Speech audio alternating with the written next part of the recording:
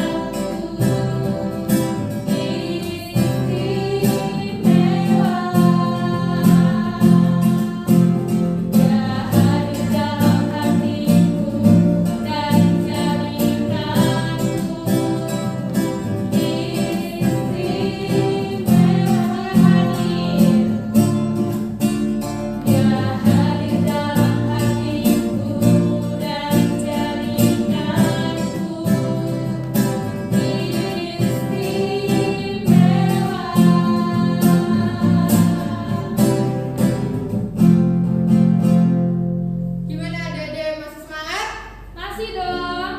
Kita mau pujikan biarpun gunung-gunung beranjak.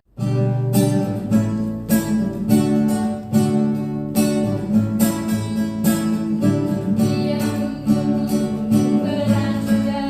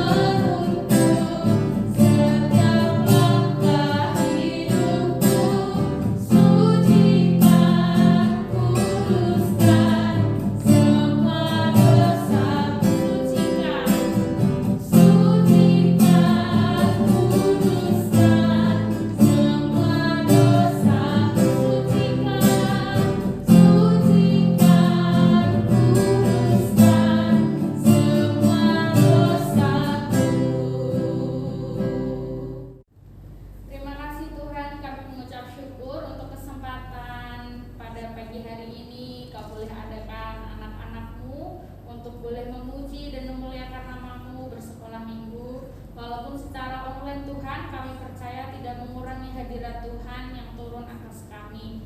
Terima kasih Tuhan, kami sudah memuji memuliakan nama-Mu, dan tiba saatnya kami akan mendengarkan kebenaran firman Tuhan.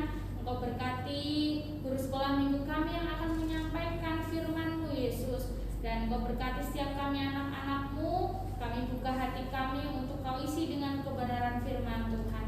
Terima kasih Bapa kami yang baik, kami sambut firman-Mu dengan penuh ucapan syukur di dalam nama Tuhan Yesus Kristus. Haleluya, amin. Selamat pagi adik-adik. Gimana? Udah siap untuk mendengarkan firman Tuhan? Siap? Bagus. Pagi ini Kak Esther mau bercerita tentang menjadi pelayan Tuhan. Diambil dari Kisah Para Rasul 6 ayat 1 sampai 7. Adik-adik nanti bisa baca sendiri ya. Nah, di sini diceritakan tentang orang-orang yang percaya yang dipilih untuk membantu para rasul. Nah, waktu itu di masa itu kan orang-orang Kristen yang pertama kali jumlahnya semakin hari semakin bertambah nih. Kayak umur kalian semakin hari semakin bertambah, semakin tahun semakin bertambah, ya kan? Nah, di antaranya ada para janda-janda nih. Di sini tuh diabaikan oleh para rasul ini karena mereka kewalahan, nggak bisa melayani semuanya sendiri. Nah, karena sudah terlalu banyak, mereka merasa tidak puas dengan pelayanan mereka kan. Akhirnya semua para rasul berkumpul nih untuk memanggil semua para muridnya dan berdiskusi untuk memilih 7 orang untuk membantu pelayanan mereka.